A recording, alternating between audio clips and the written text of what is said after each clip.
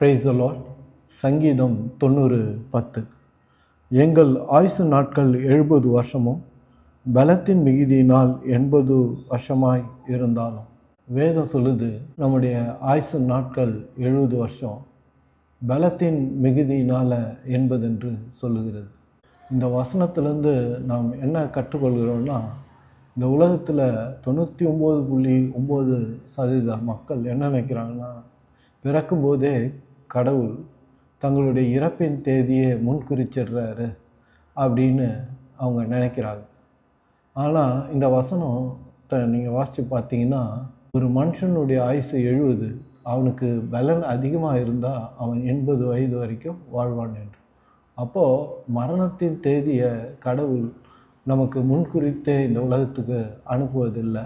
நாம் கடவுள் முன்குறித்த தேதியில் நாம் மரணம் அடைவதில்லை. அப்படி தான் இந்த உலக மனுஷர்கள் நினைக்கிறாங்க. ஆனால் வேதம் அப்படி நமக்கு போதிக்கலை. அப்போது ஒரு மனுஷனுக்கு ஆயுசு நாள் 70, பலத்தின் மிகுதி நாள் 80 அப்படின்ற கர்த்தர். அப்போது நம்ம உடலை நம்ம நல்லா பார்த்துக்கிட்டோம்னா, வேதம் சொல்லுது 80 என்பதை தாண்டி நம்மளால் வாழ முடியும் என்று வேதம் நமக்கு சொல்லுகிறது. அதனால் இந்த உடம்பை நம்ம நல்லா பார்த்துக்கணும். நல்ல உணவுகளை, நல்ல சத்துள்ள நல்ல உணவுகளை நாம் சாப்பிடணும். நல்லா எக்ஸசைஸ் பண்ணணும். மைண்டை நல்லா வச்சுக்கணும்.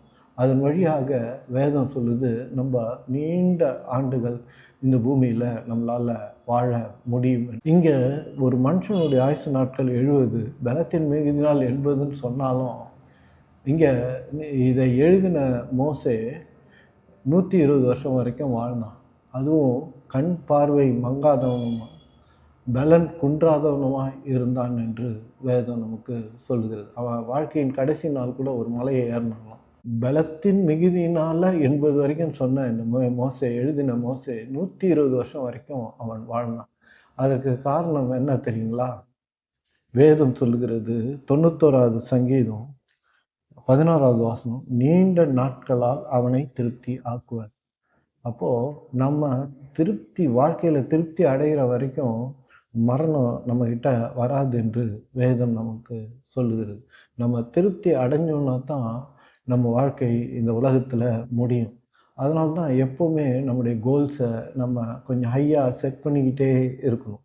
நம்ம தரிசனம் உள்ளவர்களாக நாம் இருக்கணும். அப்படி தரிசனம் உள்ளவர்களாக நாம் இருப்போம்னா, நாம் கண்டிப்பாக நீண்ட ஆயுள் உடையவர்களாக இந்த பூமியில் நம்மளால் வாழ முடியும் என்று வேதம் நமக்கு சொல்லுகிறது.